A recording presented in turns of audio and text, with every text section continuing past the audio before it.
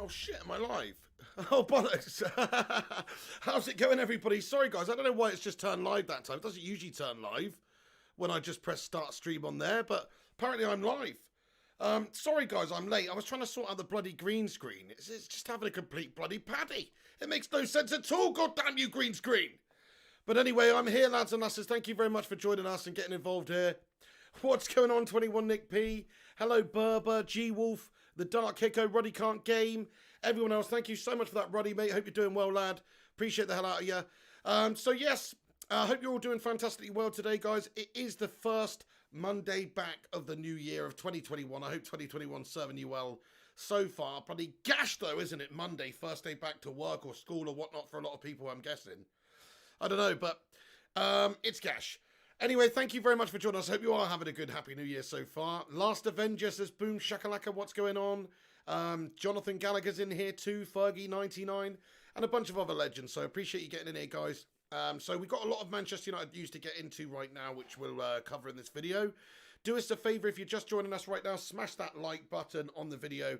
And do let me know if my green screen craps out during the stream, because I'm telling you, it's fucking gash at the moment. Primot, what's going on, my good sir? Knock Fernie, the great guy, space in your face. Everyone, appreciate you getting in here. Get involved with your thoughts and opinions throughout the show as we go along. Also, give it a share on social media if you can. That'll help us out too. Right then, so we have got some informazione to get into, lads and lasses. Obviously, in regards to our new signing, Amad Diallo Traore on his way from Atalanta. He's about ready, he's about set to join Manchester United. Come on there, my son, get in there! We're also looking for some other signings, hopefully in this January transfer window, which we will get into in this video. But just to give you an update on Amad Diallo, there was a post this morning at 10:46 a.m. from Amad Diallo 79, just saying, beautiful sun today, whilst he's boarding a private jet. Get in there, my son, and wearing a red gilet as well at the same time. Ooh. Anyway, he's boarding a private jet on the way to Manchester. Obviously, right now, I mean, in fact, while I'm doing this video, it might have been announced, but it's impending that Manchester United are going to get this deal announced and obviously all done and dusted. He's on his way over to Manchester now to come and join us, guys. So get in there, my son. Amad Diallo Traore looks like he's going to be the first signing of the January transfer window. So what do you guys think about that? Is that something you're interested in or a player that you're interested in seeing slot into the first team right now? Or do you think that's going to be more of a signing for the future? Let's have a little vote. Smash a now in the live chat. Smash a future in the live chat if you think it's one for the future. Sabo, how you doing, lad? Eldon, Mike, are you all good? Aaron Homeyard, hello. So yes, Amad Diallo, 18-year-old winger. He's imminently arriving from Atalanta. The deal was obviously agreed in the summertime, wasn't it? And it's understood, actually, that Atalanta, what they wanted to do is take him back on loan, effectively, until until the end of the season. So they wanted to obviously sell him to Manchester United and then work out some sort of deal with Manchester United that they would bring him back to their club until the end of the season so they can still play him. But he's still obviously our player. But it's understood Ole Gunnar Solskjaer said, nah, mate! Sorry, Atalanta. You're going to have to do one without Amad Diallo Traore. We've already got the deal in there. And it's understood Solskjaer is looking to bring him into that first team setup. Now, he is only 18 years of age, but he does look like a very, very tremendous young talent. Whether or not he's good enough to do it at the top level for United right now is another question. I think it's going to take a little bit of an adaptation time, obviously coming from a different footballing culture over there in Syria. He is a young lad as well, physically, etc. To try and get up to pace with the Premier League, it's going to take a little bit of time. But you never know. I mean, Solskjaer's obviously got him as part of the plans because, like I say, Atalanta wanted to take him back on loan, and United have just completely axed that and said, nah, mate. Just to let you guys know what the terms and the details in regards to this deal. So obviously more will come out in terms of the finalised deal, but this is what we are hearing right now in terms of the reports. So it's understood that the deal's worth up to around about £37 million or $48 million. Or 45 million euros or some shit like that. Anyway, it's worth 37 million pounds. Let's talk in pound sterling, guys. We're talking in pound sterling, seeing as there's Brexit and stuff now. Let's talk in sterlings. So anyway, £37 million, that's including add-ons, and it was agreed on the final day of the 2020 summer transfer window. And so the final bits of paperwork and everything are all getting sorted out today. He's travelling over to Manchester right now, or probably he's already here. And like I say, he put a picture of himself boarding a private jet on his Instagram account. Was it yesterday or was it today? Either way, I think it was today. But it's understood that he could also be flying to Rome to attend the Ivory Coast Embassy in order to finalise this visa to be able to travel to Manchester. So to say that he's actually definitely 100% travelling to Manchester right now is, we're waiting for more information on that one. But it looks very good that he's obviously going to be signing very soon, imminently. Not too sure when it's going to be, whether it's going to be today, tomorrow, in a few days. But Amad Diallo is going to be a Manchester United player. Come on, my son, get in there. That's right. So we've got a few votes in the live chat here. Jody Fernandez says he's one for the future. G Wolf United says he's one for now. Great Guy says future. The Dark Hicko says now. Jonathan Gallagher says future. Space in your face says future. And Berber says both. I like your style there, Berber. Yeah, to be fair, man, I mean, look, this is a great young talent who we've not seen a lot of. Like I say, it's going to take a little bit of time for him to get up to the pace of playing for Manchester United, I'd imagine. Even the great Cristiano Ronaldo, when he came over from Sporting as a fresh-faced, spotty-faced teenager, took him a little bit of time to really get going. But he did look tremendous and had that ultimate, "ooh, baby, we like it," raw talent really early on, didn't he? So, yeah, I mean, that first game against Bolton, for instance, you put him on there, he's absolutely just running ragged. So if Diallo can do something like that when he's got a couple of appearances, a couple of opportunities in this United side, then that will bode very, very well for the future. Get in there, my son. Hey, Josh Drain, how you doing there? Nick Lawler, yes, I'll be streaming later, man. Thank you very much for asking. FC United Forever says, best intro, yeah. Mrs. Kate will have to start doing your makeup soon enough, pig. I don't actually know what that means, to be fair, dude. What was the intro? The intro was absolutely gashed, wasn't it, dude? Like, to be fair, I must have set it up so sometimes you've got an option on YouTube where once you press start streaming on OBS, you go live. I don't have that setting. I have the setting where it sends my information, and then when I press start streaming on YouTube, it goes live. But in this instance, it just went pigging live, and I didn't even realise what I was doing. The Dark Kiko says my green screen's broke.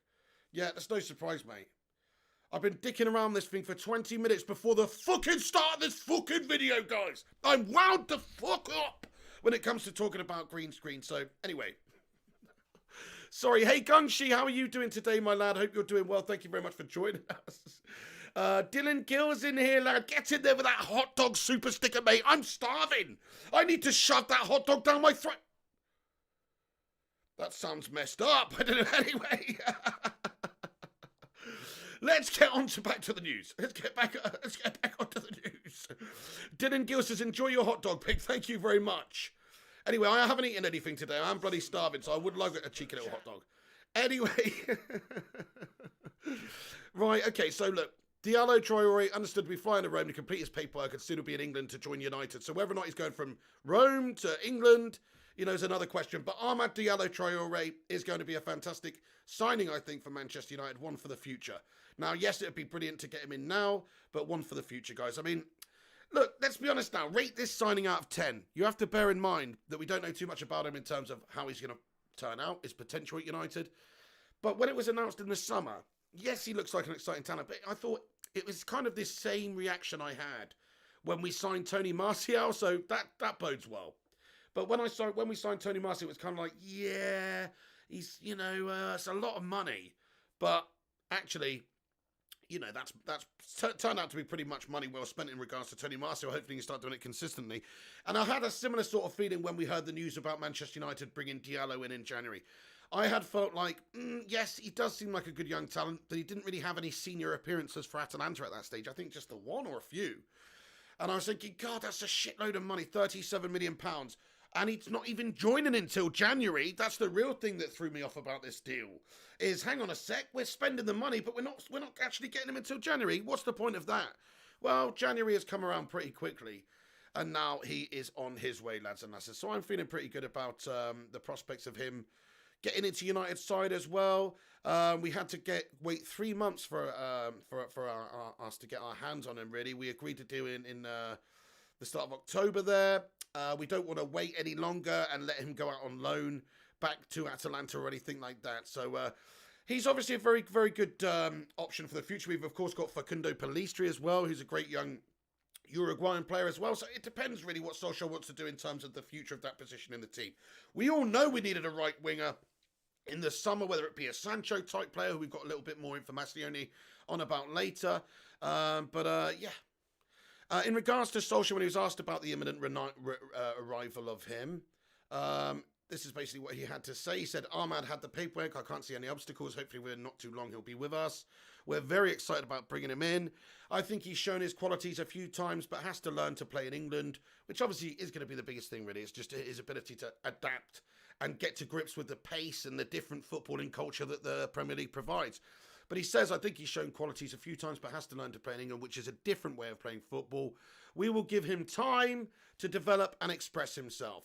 So, yeah, fantastic. It looks like a really good signing for the future for Manchester United. I'm buzzing over that one. Come on, my son, get in there. Hopefully this guy's going to be freaking special. Hey, the United Way, how are you doing today as well? Great to see you, my friend. We've also got Flectify in here, says, look in front of you, look behind you, Liverpool about to come. No, that's not going to happen. They're not going to nick Diallo from us now. It's all done. It's all done and dusted and wrapped up, lad. Simon FIFA says, yes, Pig, you're on early, ain't ya? Much love from the Valleys, Wales, but great to see you tuning in and everyone else who's in here too. Let me get on to the next news then, lads and lasses, of the day. But Amad Diallo Traore is coming to Manchester United. Looks like that's going to be done and dusted in the next day or two. And will be announced very, very soon. Or maybe not day or two. Because like I say, there's a few things they've got to sort out still in regards to paperwork and things like that. But certainly he's expected to be announced by Manchester United sometime this month. Yeah, let's have a look. Brilliant stuff. Okay, so also we've got a little Moises Caicedo update in regards to his potential transfer from Independiente del Valle over in Ecuador. So it's understood that that Caicedo's sort of he'd like to Manchester United post on social media as well. United are still trying to finalise the deal for this lad, though, Moises Caicedo from Independiente del Valle. There's a few little obstacles in the way, such as paperwork, visas, and also the amount of money that's being put down on the table. Obviously, United are trying to sign him for €6 million. It's understood, which is basically chump change, around about £4.5 million. And I think what Independiente del Valle want is a little bit more reassurances or some clauses in the contracts for some future money coming in there. There's not really a great deal that they can do to stop Manchester United, a big club like United, trying to sign him, though. Because, of course, the money, they can't compete with us. They can't compete with us in terms of the stature of the club or the accolades that come with it. So, of course, Moises Caicedo will want to come. He spoke about a year ago as well, saying how much he would love to play for Manchester United one day and how he idolises Paul Pogba. And so, really, it's going to be fantastic. But a report in Ecuador claimed that the deal is official. So there is a report in Ecuador. A source privy to the negotiations told the Manchester Evening News that negotiations are still ongoing. So there's two different reports on Caicedo in his home country of Ecuador. One report suggesting that the deal is official and done, and the other suggestions saying that it's still in the works. But it does look very good, actually. Manchester United signing Moises Caicedo. It looks like it's going to be a player that's one for the future, but also one for now. He sort of fits in with that whole philosophy of what we're trying to do, and bringing in this lad could be good. But look, there's new work permit regulations. That's the thing, because of Brexit and everything. And I think this is why we're seeing a few other issues being brought up here, and why some of these transfers are just taking a little bit longer than they usually would, because there's some red tape that we've got to, of course, cut through behind the scenes. So that is a big factor. But he did like a video by Manchester United. I think it was Paul Pogba doing some kick-ups, and Moises Caicedo hit the like button on Instagram from the official club account of Paul Pogba showpiecing a fine bit of skill, lad. So get in there, my son. Come on, Moises Caicedo. Hopefully the only thing he's got in common with David Moyes is that name. But yeah, pretty awesome. Let me just give this chat a refresh, lads and lasses. Thank you very much for joining us, everyone. Please do us a massive favour and smash that like button on this video if you have not done so already. Main event comments, he's a really good prospect. Ellis Klingo, how you doing, my son? Are you all good? Yes, G Wolf United says, no, we're more interested in Haaland than Sancho. Well, that's some of the reports that are coming out. We'll get into in a moment.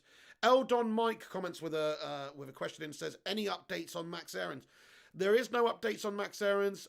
It's understood that United are monitoring him. We are interested in him, but there's been no official contact between Manchester United and Norwich City at this stage. But he's definitely a young player, 20 years of age, that United are looking at maybe bringing in January to help bolster our options at right back and also give Aaron Wan-Bissaka a little bit of competition. So you never know, but in terms of an actual new, fresh update, there is nothing new in regards to Max Aarons, unfortunately, lads and lasses. FC United Forever says, dude, I'm not. I'm a girl. I'll respect you then. No worries. Well, you do that then.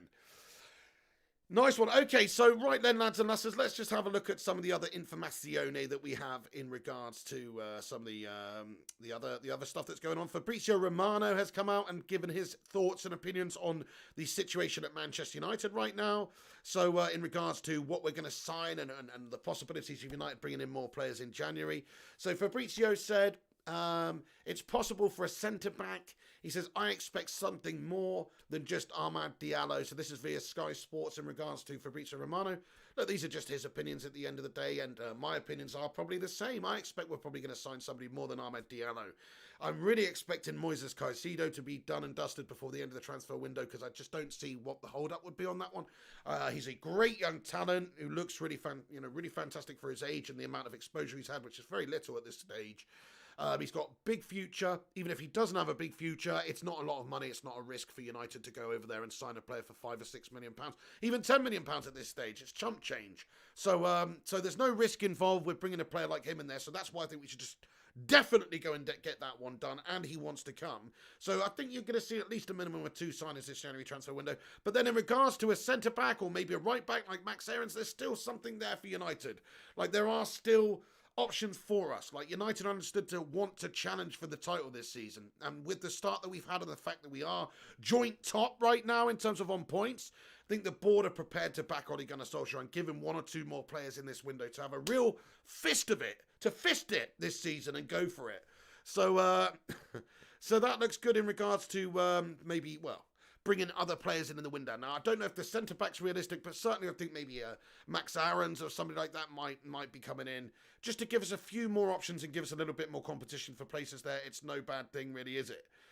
Moises Caicedo, Amad Diallo, and then I want to get onto the other stuff that Fabrizio Romano was talking about here, lads and lasses, which is in regards to Paul Pogba, my friends. So it's, of course, a massive debate here. We like to have a mass debate about it. Let's just, bearing in mind, I'm just going to start this off with a little vote in the live chat, actually. Bear in mind, Paul Pogba has had a good few games for Manchester United recently. Whether or not it's about him trying to impress other clubs in the world so they come and sign him is another question. But he has had a good few games. I just want you to smash a 1 in the live chat if you want to keep Paul Pogba at the club forever. Or smash a 2 in the live chat if you think that it's time to go. What do you think for Paul Pogba? We should still go for the Europa League, comments Jody Fernanda. Yes, mate, absolutely. If we're in it to win it, definitely. Let's go for it. I mean, we are going to be getting through the latter stages of the competition, I would imagine. It's a good opportunity, though, for Solskjaer just to experiment with this side. We've all been moaning and groaning about the lack of opportunities for certain players in the team. People like Donny van der Beek, etc. We want to see more from Donny. Well, Europa League's a good opportunity for Donny van der Beek to play every single game. In that competition and get some experience, and other players in there as well. The Dark Hicko comments 2, Pedram Paragomi with a 2, Jonathan Gallagher with a 2, the Dark Hicko, Eldon Mike with a 2, Primot with a 2, Fozzie Ozzy with a 1, so he would like to see Paul Pogba stay at the club. 1 for this season, says Seaborn Gracias. Nice one, Seaborn Gracias. Well, that sort of takes us into the next point here, which is transfer expert Fabrizio Romano provides an update on Paul Pogba's future in his new weekly column, and I just want to talk about what he's talking about here. So in regards to what he said Pogba's staying put until the summer, basically. He says, I think Paul Pogba is staying. From talking to people around the player and around his agent, Mino Raiola, the feeling is that it's really difficult for a transfer to happen in January. It's really complicated for Juventus to spend 100 million euros on a player, and it's the same for Real Madrid, who are not signing any player in January. I don't expect Paris Saint-Germain to bid for Pogba right now either. He says, and Pogba is respecting Manchester United and also the manager. He's staying until the summer, and then we'll have Paul Pogba on the market. So, yes, I think, like you said, Seaborn Gracias, stay until the end of the season and then sell him. That's what's going to happen, I think. I think it's actually kind of foolish for United. Even though I do kind of want Pogba to go because of what's happened recently, and with his agent, and the fact he's sort of just undermining Manchester United, and the timing of his agent's statements a couple of weeks ago, it was all a disgrace. So to me, Paul Pogba's had his day at United. He's had plenty of opportunities. Yes, he's been good in the last few games. Yes, on his day, he's as good as anybody in world football. We keep saying that because it's true. He's so damn good. He was majestic the last game. You know, he really was fantastic for us. But he's probably just doing it for the wrong reasons right now. We've seen his heads drop many, many times over the past for Manchester United. And at the end of the day, he's just a complete shithouse when it comes to the lack of effort levels. And do you know what pisses me off the most about Paul Pogba? Did you see how good he was the other day and how much energy he had out there? How much he was running, how much he was tracking back, how much he was getting challenges in. Like, he actually looked like he was trying the other day. So why the hell can't you do that every single goddamn time, Paul? You know? So in those regards, I've just had enough of Paul Pogba at the club. I do hope that in the summer he goes and we generate enough cash to be able to go and get a quality player, because that's what we need. We don't just need somebody that is a quality player but only turns up half the time. We need a quality, consistent player, man.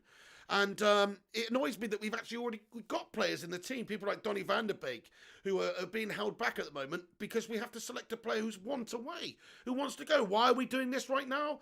I mean, look, we're not going to sell him in January because, like we've explained, the money's just not really there for teams around the world right now due to what's happened with the pandemic and everything.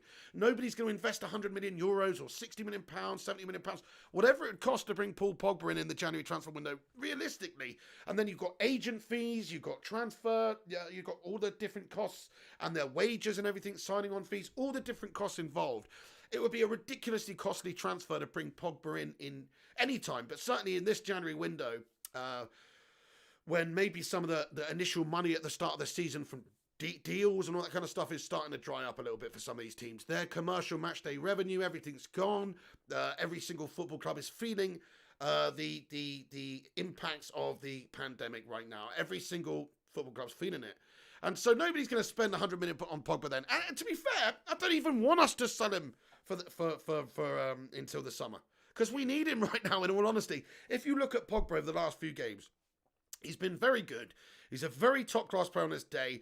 And if you've got a motivated, committed Paul Pogba, I'd rather have him in there in the midfield than basically anybody. Only problem is you only get that Paul Pogba very occasionally. But right now, it seems like he's got his tail up a little bit. It seems like he's trying to prove something. It seems like he's trying to maybe put himself in the shop window so he can get some interest from other big clubs that he's interested in joining. We saw his comments in the summer about, it would be a dream to play for Real Madrid and all this bollocks. And also, of course, his agent, saying that he should be playing for a top club that's challenging for titles and all this shit. Well, you are now, Paul Pogba, to be fair, lad. You waited all this time. Are you going to do one now, are you? I don't know. But there's lots of different reasons and a few different clubs that could possibly take him. Of course, PSG, they probably won't put a bid in until the summer, even if they were interested. I think they're third on the list. Real Madrid, in my eyes, are the second most favourite destination for him right now in terms of realistically ending up there. But the most likely, Juventus. Juventus aren't going to cough up the money. They're understood to be feeding it financially, and they're not going to want to sign anybody. Fabrizio Romano said it himself in this one. Juventus is just simply not going to spend £100 million on a player or €100 million on a player in January. So I think we're going to see Paul Pogba stay until the end of the season, and I think he could have a big role in our title challenge. Honestly do. If he wants to get a big money move away to Real Madrid or PSG or Juventus or one of these clubs at the end of the season, then he has to put himself in a position really where these clubs actually would want to take him. And the only way you're going to want to take Paul Pogba is if he actually consistently performs. Because if I was Juventus as head of recruitment, or whoever's head of recruitment, or whoever's manager, coach, owners, whatever, I would be looking at Pogba over the last few years at United, and that would be a massive cause for concern for me. He might have the big name, he might be a World Cup winner, he might be fantastic on his day, but I'd be looking at the consistent performances going, do you know what? I don't really want to sign him for that amount of money, to be fair. Maybe we could do better just bringing in a youngster. Moises Caicedo or something for $5 million. You know what I mean? Like, if I was a potential football club looking at spending money to improve the overall team, I don't think I'd touch Pogba with a barge pole, to be honest with you guys. But that's only because of the proven gash over the last however many years, to be fair. Jiwoo says Pogba can fuck off. Yeah, Gungshi, how are you doing today, Gungshi? I hope you're doing well, lad. He says, don't spam, please. Absolutely, try not to spam. Isaiah Reyes comments, Pogba is class. I take him here at Barcelona. Fair play to you, Isaiah. I mean, look, he is class on his day. We've gone over this and over this and over this. He's a class act on his day. His day's like 1 every 5 games, mate. The other 4 out of 5 games, he's bang averagely dog turd shite. Come on, you know it. I know it. We've all seen it, guys. He's bang averagely dog turd shite at most time. Okay, 1 out of 4 games he has a banger, to be fair. 1 out of 4 games he has a banger. Ebenezer Beccafardu comments, don't you think that we need to sign a big name in this window to seriously challenge and even win the title? No disrespect to the youngsters. Yes, you do need a bit of balance. You do need a bit of experience, I think, to do it. And we don't have much experience in this team. We've got some, we've got David De Gea, we've got Cavani, we've got some more senior players, Mata, etc., Matic. But realistically, yeah, you're right. We don't have that many seasoned players, and if we had a top quality player come in the window, like it's understood that Sergio Ramos, for instance, his contract is up. There's discussions going on right now and lots of speculation suggesting that maybe Sergio Ramos's time at Real Madrid might be up. And I'm not saying we should go and get Sergio Ramos, but I'm just saying if there was a top player with the experience that you could bring in right now, like Manchester United did back in the day when we got in, Laurent Blanc or something for a season, like something like that, just to help us out, give us what we need right now, a top quality player with big name, big experience, who's got the winning mentality in the history. Jordi Alba would be another one for me, 28 years of age, Bayern Munich, star, been winning things for years, versatile, can play left back, centre back. He'd be a fantastic addition to Manchester United's team. So yes, if we had proper ambition, Ebenezer, and we weren't just prepared to aim for challenging, which is, if we actually really want to try and win the league and really want to try and win things, then I would think that our board would invest heavily in this side between now and the end of January in order to really have a push. Because look at the position we're in, guys. We haven't been in a better position to go on and win the league since Alex Ferguson was here at this stage of the season. So why wouldn't Manchester United go and try and strengthen that position even further by actually doing what we should have done properly in the summer anyway, but fully backing Ole Gunnar Solskjaer, allowing him to go and get the players that we so desperately need right now to improve our team, my friend. I fully agree with you, man. Like, we should be going to get some top-class players in.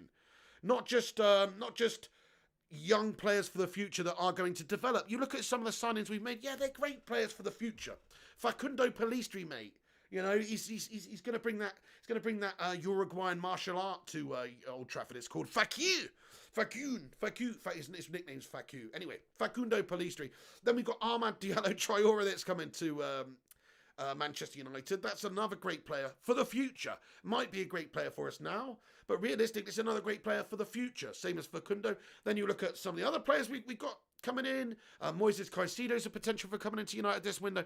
19 years of age. I think he might actually be the one that's the most ready based on how he's performed for Ecuador in the last few games, that kind of thing. But still, he's a young lad. What are we doing? Just pinning all of our hopes on these young guys and adding quality and depth to the side by getting real youngsters in there? I don't think that's going to benefit us as much as actually going to get some experience in the team. So that's why a player, so if you look at right back, for instance, Aaron Wan-Bissaka's there at the moment. He's a young lad. He's improving. He's getting better. He's been a bit dodgy this season. He was an epic last season for us. But he needs some competition. He's not getting the stiff competition that he needs there from Brandon Williams. Brandon Williams isn't getting the game time. So who do you add in there? Well, it looks like United are potentially going to sign Max Aarons from Norwich, which, don't get me wrong, is a great signing for the future. And it's a good option, and it's more competition for places there, and it gives us a bit of cover and that kind of thing. And he's a good, young, exciting player who's available for cheap, low wages, big ceiling, and also, is not going to break the bank. But the problem is, he's not going to add much to our team between now and the end of the season for, competing for the title, in my opinion. Gives you a bit of depth, gives you a bit of competition, yeah. Whereas for somebody like, and dare I say, I'm not his biggest fan, but Kieran Trippier is a player that's linked to Manchester United, 30 years of age, has the experience, has the international experience, he's experienced, guys, and that is what you need at the end of the day in order to get you from being a good competitive side to being in a winning side. And I'm not saying if we sign Kieran Trippier that's going to make any difference. I'm just using him as an example. You could go and sign a player like Aarons, who's going to give you not so much now, but potentially a lot in the future. Or you could go and sign a player who's ready-made, who's got the experience, who's maybe in his peak years, who might actually add something to the team right now. You know, like if we bring Max Aarons in, he's not really going to dislodge Aaron Wan-Bissaka from the team, I'm sorry to say. Whereas if you brought Trippier in, I mean, I know he's banned at the moment, so it's a bad example. But I'm saying he might actually dislodge Aaron Wan-Bissaka from the side depending on training, depending on, you know, like look at Aaron Wan-Bissaka's performances this season. He's had a few majestic games. He's had a few absolute stinkers as well. And on the back of one of those performances, wouldn't it maybe make sense to give him a bit more competition, stick somebody like Trippier in there who could do the business? Thank you, Aaron Homeyard Lad. He says, smash that like for the pig. Yeah, guys, if you're just joining us right now, smash the thumbs up on the video. Let's see if we can get 100 likes on the stream. Smash the hell out of that like button, lads and lasses. Also, give it a share if you can. Talk MU, how you doing? Rushmano, great to see you too, my friend. Talk MU comments, Pig, I'm glad to see Fletcher is on the coaching staff. Ollie must have thought the coaching staff was lacking or he wouldn't have brought Fletcher in. Yes, I quite agree with you, Talk MU. Yeah, I mean, he's trying to improve the overall team, and if that means bringing in more characters, more methods, more different coaches, then yes. I mean, I definitely think just on the face of it, you know, I look at Michael Carrick, I think he's such a nice guy, but you know, maybe we could do with a bit of that Scotsman Darren Fletcher in there with that dodgy bowel. You know what I mean? Laying the smack down every single time. What we really need to do is get Roy Keane involved, mate. You know what I mean? So Roy Keane, we just need to get him in there as a motivational punch thrower. I'd be throwing punches at David De Gea if he was on my team. I would let him on the coach. I would let him on the coach if I was on David De Gea's team. It's nonsense. Nonsense. Nonsense. But yes, I would love to see that happen actually. But yeah, let me just talk about that, Talk MU. Thank you very much for bringing that up. That is on my agenda of stuff to get into. I might as well get into it now very quick. So Darren Fletcher to coach Manchester United first team. Former Scotland captain will step up to help with first team duties after coaching the under-16s at Old Trafford. So we talked about this a couple of months ago, that he'd come into a coaching role at Manchester United. He came through the youth ranks at United before making 300 first-team appearances, helping the club with a host of honours, including 5 Premier League titles, the FA Cup and Champions League. I mean, Darren Fletcher, can we just put a love heart in the live chat, or hashtag Fletcher appreciation in the live chat? Because he was a player that was about as committed as you could get. It's a shame he did have those issues with his bowel and stuff like that, which sort of kept him out of the game a lot of the time when he was at United. But just think, look back on that. 36 years of age he is now. But look at that. 300 first team appearances for United, 5 Premier League titles, FA Cup and Champions League. I mean, that is pretty freaking awesome, man. He deserves a lot of respect, Darren Fletcher. And actually, you know, it's not like back in the day. I mean, Fergie was such a genius. Fletcher was a machine out there for us. You know, I look at like somebody like McTominay right now, and I hope that he aspires to be just like Darren Fletcher. But it's very difficult because Fletcher it's not just all about the technical abilities. It's about the character. And Darren Fletcher had the character. And actually, in terms of consistency and being a big game player for us, like Darren Fletcher was absolutely sensational as a player. So yeah, I think he could probably bring something to the coaching setup in terms of mentality and character and getting a little bit more out of the boys, and sort of just not just about, you know, technicalities and tactics and all that stuff. Leave that to somebody else, but more so like the fundamentals of the battle. You know what I mean? The heat of the battle, the psychology and all that kind of thing.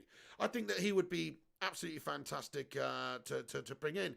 And Ole Gunnar Solskjaer said on the club's website, he commented and said, Darren has that United DNA running through his veins, and he knows exactly what it takes to be a Manchester United player.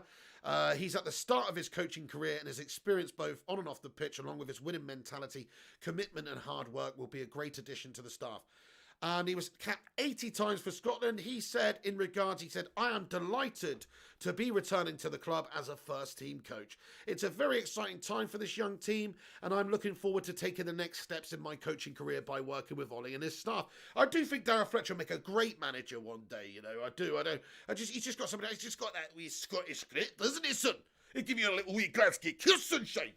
But yeah, I am looking. I think that's a great addition, to be fair, talking to you guys. What do you guys think? Everybody have a little vote in the live chat. Smash a 69 in the live chat if you think that is a good addition to the coaching staff. I mean, look, he's young, he's fresh, he's green in terms of his coaching abilities. Like I say, I'm not so sure if it's going to be all about, you know, technicalities and tactics and all this sort of stuff. I don't think it's that kind of coaching.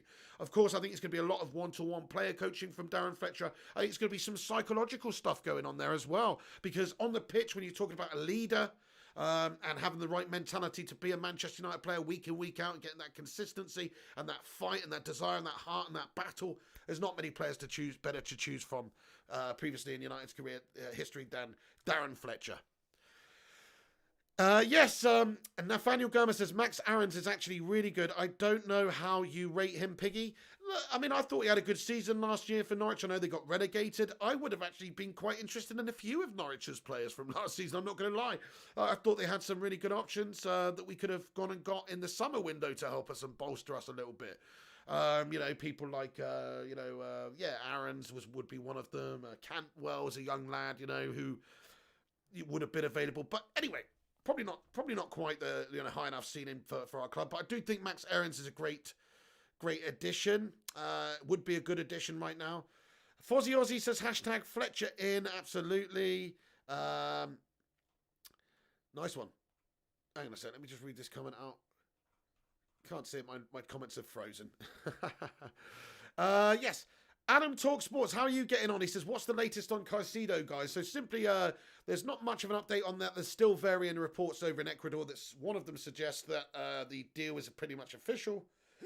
And another one suggests that they're still trying to work things out behind the scene. I mean, what it is United obviously have to deal with the fact that there's Brexit. There's some slightly different formalities to sort out when you're bringing in a foreign player now. And I think it's just going to take a little bit longer to get the Caicedo deal done. But there's nothing really that's holding us up on that one, to be honest with you, Adam. He's a young lad who wants to join United. It's his dream to play for United one day. And it's not a lot of money involved. It's just the paperwork's holding this one up, basically. They've got a little bit of paperwork to sort out, maybe to decide future fees and all that kind of stuff as well. Hey, Rushmano, thank you so much, lad. He says, subscribe to the channel. Absolutely. If you're new to this channel, guys, make sure you mash that subscribe button. Also, do us a massive favour and smash the thumbs up. We're nearly at 100 likes. Smash that like on the video. That would be absolutely awesome. Alfie Smith comments, I would be very happy with Max Aarons. Good man. What do you guys think about Max Aarons then? Smash a yes or a no in the live chat if you would take Max Aarons at the club. Gary Finnegan comments, do you think Wayne Rooney will have a future in coaching? He seems to be doing a good job with Derby. Yeah, I'm very surprised about Wayne Rooney getting into coaching and management and things like that. I just didn't see it when he was a player. Not to say, I just didn't see it, guys. Like, he's obviously he was a great leader, but he was more of a leader in terms of like leading with example rather than like a really vocal type leader for us. But he was definitely a leader, and he definitely had that winning mentality. You're talking about one of the greatest talents England's produced over the last couple of decades. So don't get me wrong, he's got everything in terms of knowing the game, the experience, or the mentality, everything that is involved with being a manager or a coach. But I don't know, because he's not the most vocal of people, because he always come across quite shy in interviews and that kind of thing, which he did obviously get better. I don't know, I just didn't really picture him doing that, to be fair. But fair play to him. I think he could go on and be a decent sort of a coach in the future. Yeah, Ebenezer says, Fletcher, we help Scott. Yes, GGMU, nice one. The United Way comments, I'd take Max Aarons and Todd Cantwell from Norwich in a heartbeat. Yeah, there you go, a couple of good young options from there. There's other options as well from the Championship, players that went down last season that Manchester United, I'm surprised we didn't go in for. There was talk about Ismail Assar, there's some good players we could go and get from the Championship, actually. Oh, Rushmano sent me a transfer update. Let me go over to my official transfer news source here, which is Rushmano on Twitter. Thank you very much, dude. Here we go. Let's have a look at this then. Oh, okay. Yes, fantastic. So, yes, we were going to get onto this in a moment, actually, but we might as well do it now. Thank you very much for the segue there. So, in regards to Dortmund, I want to just talk about the situation at Dortmund very quickly. Manchester United obviously were pursuing Jadon Sancho in the summer. It's understood that is still alive for Manchester United. But, look, will it actually really materialise anytime soon?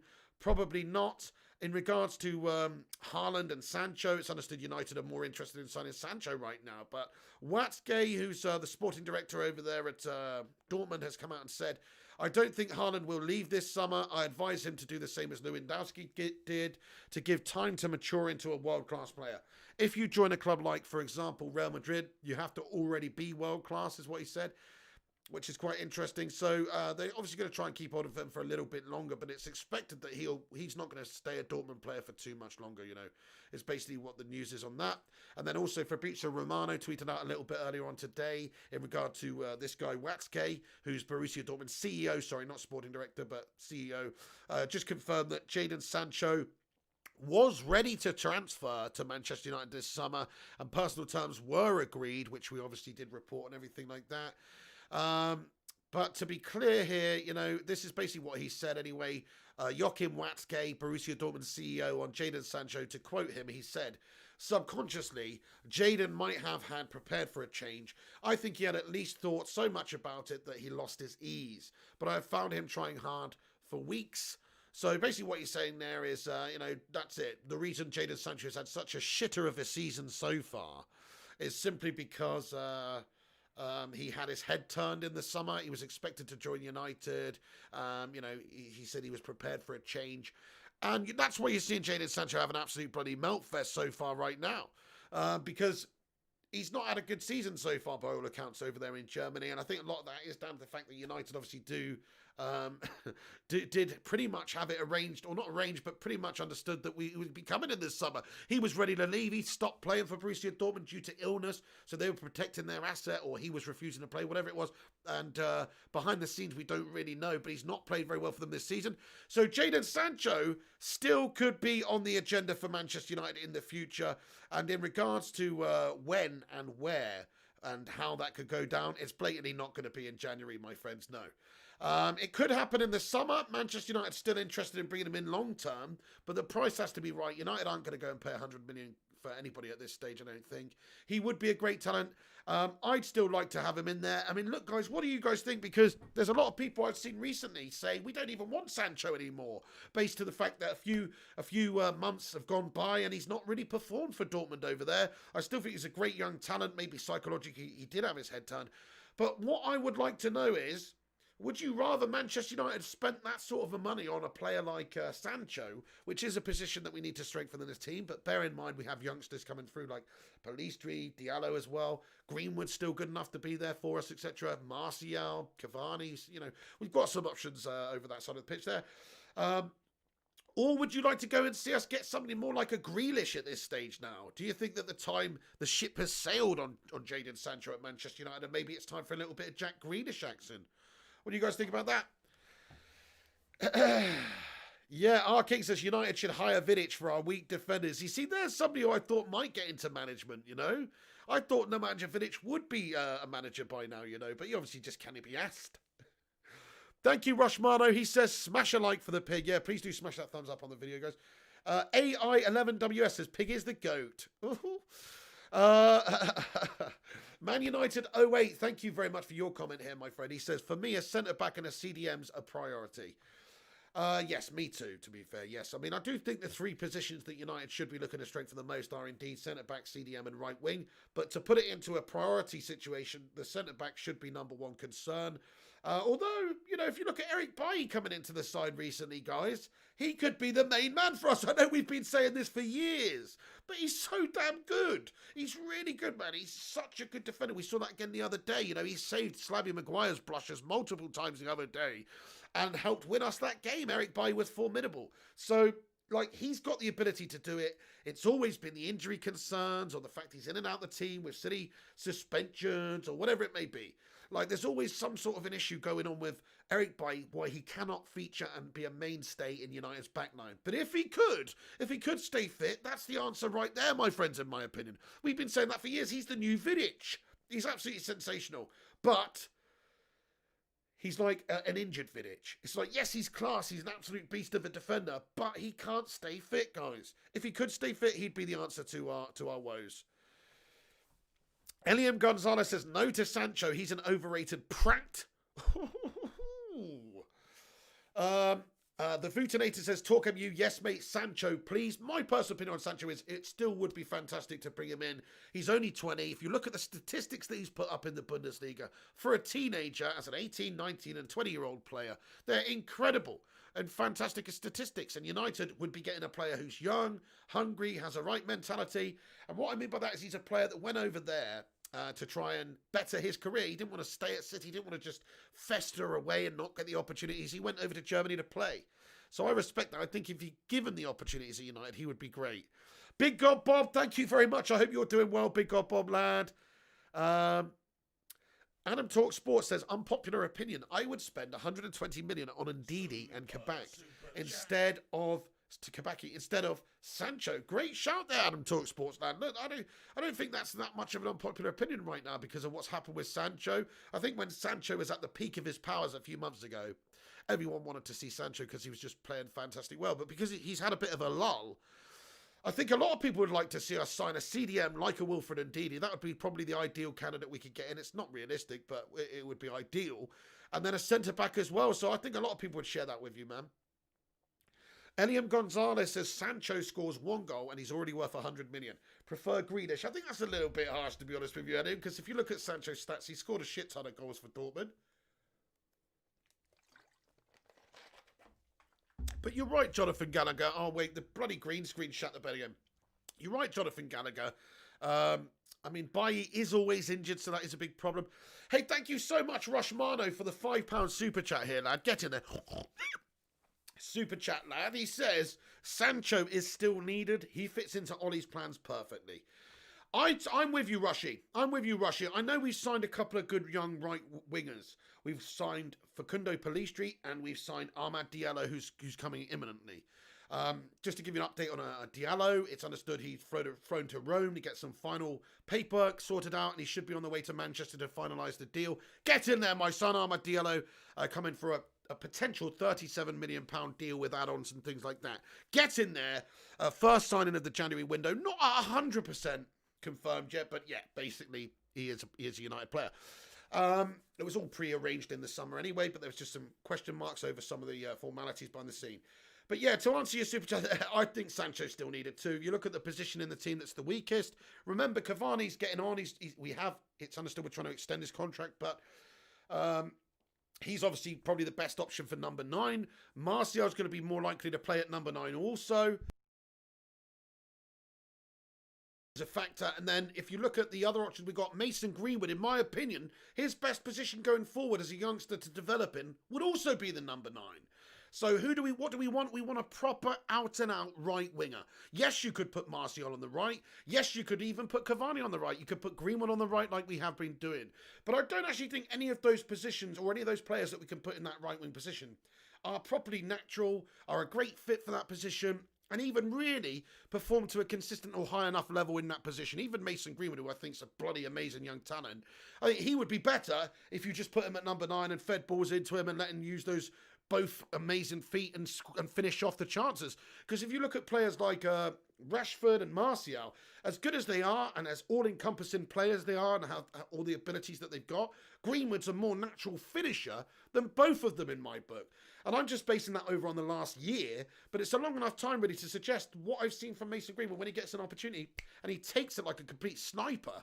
I just think he is got more natural finishing ability at number 9 anyway. So yes, it's not about wasting him, but we don't want to be in the position where we're just not utilising him properly by having him be the main right winger in the team when he could be a potentially world-class striker for us. So I agree with you, Rushy. Sancho fits what Ollie's plans perfectly. 20 years of age, homegrown, only getting better. Sancho, that was Ole Gunnar Solskjaer's number 1 target in the summer transfer window. He definitely wants him, doesn't he? He definitely wants him. But it's just the price was the letdown. The thing is, Sancho's contract, unless they sign him up to a new one, runs out in, I think it's the summer 2022, isn't it? So around about June, around about a year and a half's time. That's what I'm pretty sure that's correct. I'm not sure if they've got an option to extend or something like that, but pretty sure it runs out summer 2022, which means that if they want to cash in for a reasonable amount, then they're going to have to get the job done in the summer, really, while he's still got a year left on his contract, rather than wait it out, because if they wait it out, his value's going to diminish. They're going to lose that position that they're in, that favourable position where they can ask for a good bit of money. Don the Don says Rashi on the right. That would be interesting. Roby M comments Greenwood is our striker. That's what I think as well. I think for the future. Mason Greenwood's the striker. Hey, we're only 8 likes away from 100 likes on the video, lads and lasses. Smash that fucking like button if you're just getting in there. Where are you? Let's be having you. Who's going to be the 100th like? Thank you very much for everyone who smashed the vid. Also, give it a share on social media if you have not done so already. That really gives us a help spreading it around there. And smash that like, as I say, to give us a boost up on the algorithm on YouTube to help compete with some of the clickbait cash. Greenwood is a rebel. I'm not sure how long United will stick with him, to be honest, says Sin Games. Ooh. Greenwood does seem a little bit of a rebel recently. It's a strange one, isn't it? I swear when he was like a 17-year-old lad, it's like, oh, he's so cute, and oh, he's such a nice lad. And then suddenly he turns to 18, he gets into the team, he's just like shagging birds on international duty, you know, just doing laughing gas and all sorts. You know what I'm saying? Like, what's next? What's next?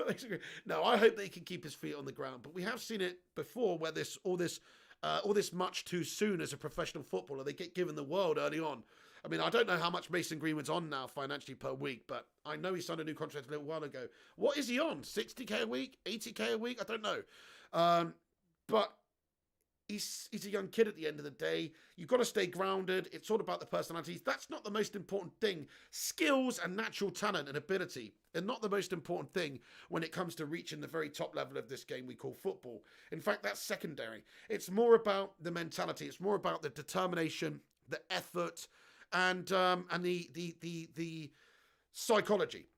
So that's why somebody like Cristiano Ronaldo, who's been training with ankle weights on as a little kid to try and make his feet faster, and has never slowed down in terms of his training or his relentless need to try and constantly improve. That's why he's reached the levels that he has. Not because he's naturally the best player in the world. No, okay, Lionel Messi, you know, these are some more prestigious natural talents. But when it comes to getting to the top, it's not about having the natural ability as much as it is about having the right mentality. Like, you've seen some great talents over the years come and go who've just absolutely pissed it all away or thrown it all away, you know. So it is a big shame.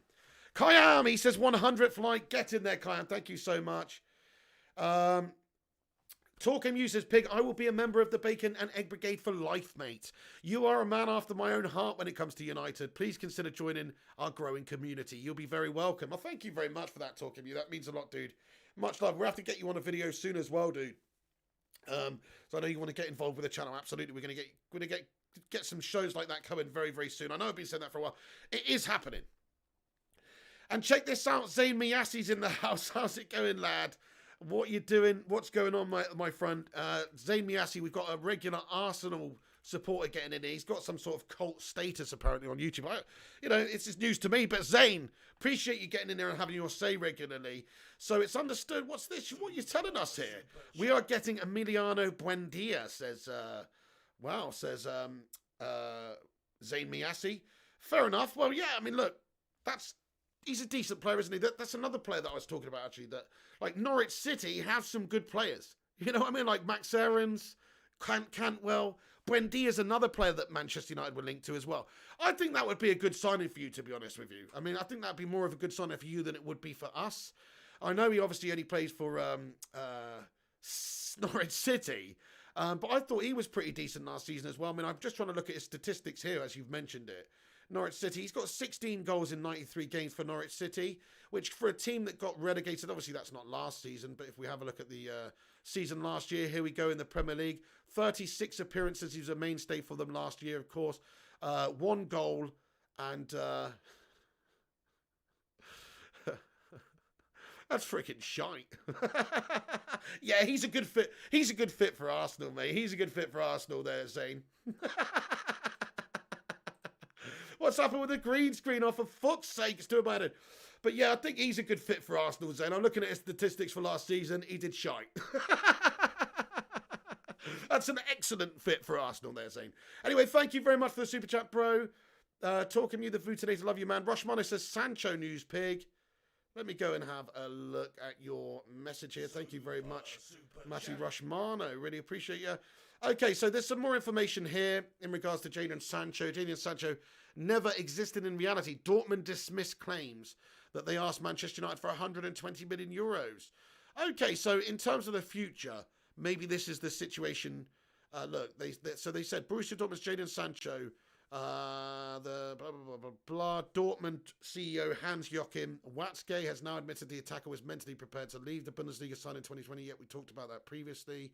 Yeah, he says Jadon might have been subconsciously prepared for a change. I think he had at least thought so much about it that he lost his ease. But I have found him trying very hard for weeks, yeah. I think he needs 2 or 3 successes in a row, then things will quickly improve again. He's still one of the greatest young talents that there is, which I think is a fair comment. But in regards to the transfer fee, nice, we've got some new quotes from this guy. Thank you, Rushmano, for giving us the information. In regards to the Jadon Sancho saga in the summer. So this is what he's come out and said. He said the alleged transfer fee, often mentioned in the media, never existed in reality. So you know how we kept talking about in the summer, Dortmund were holding out for 120 million euros. United had agreed to personal terms with the player and the agent, but it was just a case of them wanting more money than we were prepared to offer. 120 million euros was the figure that we were understood to have to reach. But he said, just to quote him anyway, he said, the alleged transfer fee often mentioned in the media never existed in reality. And if you get a signal at some point that a large part of the amount offered will only be paid in a few years, it will be finally a pure theoretical discussion, he explained. So, yes, in terms of United's offer, we understood to have offered a deal where we're paying like half up front and half over the next couple of years. So, yeah, and he said that's just pure theoretical discussion, like they wouldn't even really entertain that right there. But also, the comments could suggest, though, that they are possibly looking to sell him at some point in the near future, i.e. the summer, for a lot less money, because he's come out here and said, oh, you know, the amount of money that is being offered by Manchester United right here, or it was purely theoretical, it wasn't even really any basis for it. Maybe that's them now backtracking a little bit and just saying, look, we're not asking for 120 million euros for him now. No, now we want 80. Now we want 80. So, you never know. But there's some more quotes from that guy anyway over at Dortmund. Interested in a reduction of price maybe for Jadon Sancho. Will his price go down? I mean, let's have a little vote in the live chat, everybody. Right now, okay, actually not right now, but the summer. Bear in mind, he's got a contract that's running down. And I believe he's contracted until the summer of 2022 at Dortmund. They might have an option to extend, but I believe he's contracted until 2022. Bear that in mind. Bear in mind the situation he's had so far the start of this season, that he's not really performing for them. Maybe they'll be more likely to sell a one-away player who's not performing for them. They've got an asset which isn't benefiting them at all right now. We discussed it in the summer. Maybe they would rather wait until January to sell him because they have a good player until then. But actually, that good player's mentality's gone, maybe. Maybe he's already got one foot out the door, it seems like, and he's just not performing at Dortmund now. It's quite hard when you're separated from your teammates, when you're prepared to have a move to Man United, which doesn't materialise, for you to just slot back in there and still have the same... You know, his head's gone, basically. His head's gone. His heart's not in it either. That's what I think has happened with Jadon Sancho. I still think he's a top-class player. But in regards to the amount of money, this is what I was going to ask you guys. How much do you think Man United will pay for him in this? Let's just say we did sign him in the summer of 2021. So in 6 months' time, we get the deal done for Sancho. How much money do you think it takes? Bear in mind his contract runs out in 2022. Bear in mind he's had a bit of a ropey season. Bear in mind Dortmund probably will want to cash in on an asset rather than lose him for nothing a year later. So what is the magic fee in your opinion, my friends? What sort of figure would you pay? I think 80 million is a fair figure for Jadon Sancho at this stage in the summer. Eddie O2 comments, laugh my ass off. Did you not understand block you from Super Chat, Zane? So how come you're here now? Hey, Zane Miyasi is sent another Super Chat in. Thank you very much, Zane. Much love, dude.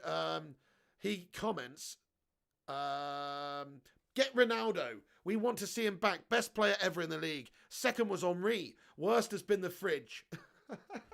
Hey, Zane Miyasi, some people said that you don't talk sense, my friend. But I would like to just say officially right now, Zane, you're talking nothing but pure sense here, my son. Get Ronaldo back. You know what I mean? That is something I would love to see. And I have to agree with you. He's probably...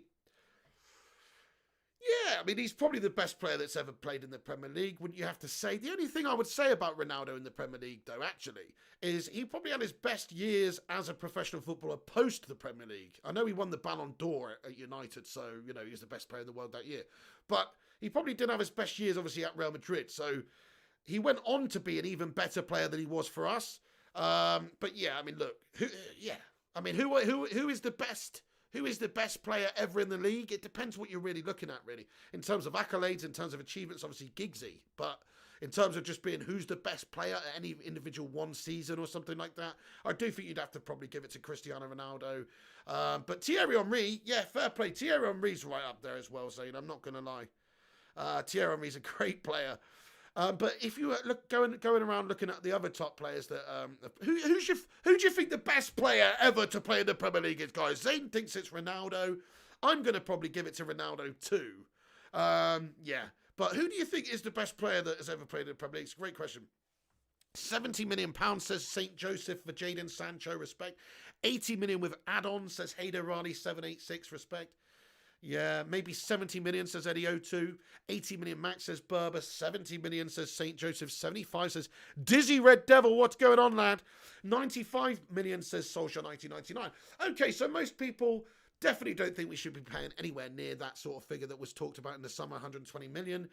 We should probably be paying closer to 70 million pounds. I do think that 80 million would be the magic number, especially in the summer. They've got a year remaining. United, we probably did the right thing in the end. As much as I criticised this move in the summer, and I'm contradicting myself now, we probably did do the right thing in this year with the climate the way it is, the pandemic year that it is, with nobody wanting to spend money and bring in players. We did probably do the right thing by signing Cavani. Plus, if you look at the impact he's having a pretty good impact at United this season.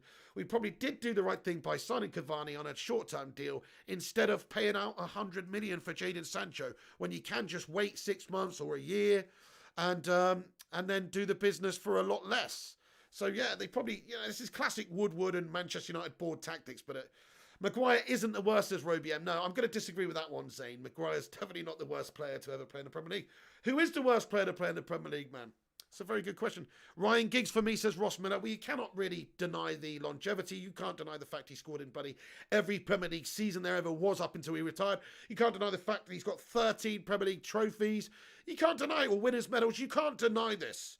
You cannot deny this. But in terms of actually who's the best player, Lingard says says Anirudh Menon. Rooney says Patrick O'Hara. Very interesting. Ronaldo says St. Joseph. It's a good talking point there. I like it. Cantona says Sin Games. That's very interesting. In terms of a catalyst, in terms of a short 5-year spell, was there a better 5 years from a player than Cantona? That's a very good question. Talk MU's just sent over a £5 super chat. Thank you so much, Talk MU. Get in there, my son. And get in there, everybody who's joining us right now. Smash that thumbs up on the video if you haven't done so already, lads and lasses. Nearly 150 of you legends in it. Come on! Get your say into the comments. Let me be hearing from you. I want to know what you guys think about any of the topics we discussed. We will get on to and do a general little roundup very quickly before we go into a bit of a Q&A at the end of this vid. But yes, Talk MU with a £5 super chat. Thank you. Comments, join our community. It's the best United channel on YouTube, bar none. Thank you so much, Talk MU, man. I mean, look, I'm going to have to agree with you, mate, but I am a little bit biased. Hey, look, Berber's put the member link in the live chat as well. Thank you very much for that, Berber. I'll just pin that to the top of the chat. K-Show says, would you take Pepe? Absolutely not. Pepe's freaking gastastic. Right, okay, anyway then, so this is the news then, lads and lasses. Then we'll get back into the comment section just quickly, but I'm just going to give you the rundown on all the news that we talked about in this video for anybody that's just joining us. We started this video about an hour ago. We won't be on here too much longer, but I'm just going to give you a quick rundown of everything we've discussed in a concise 2-minute bite-sized chunk. Here we go then. So Fabrizio Romano believes Paul Pogba will remain at Manchester United in January transfer window and his future will be decided in the summer.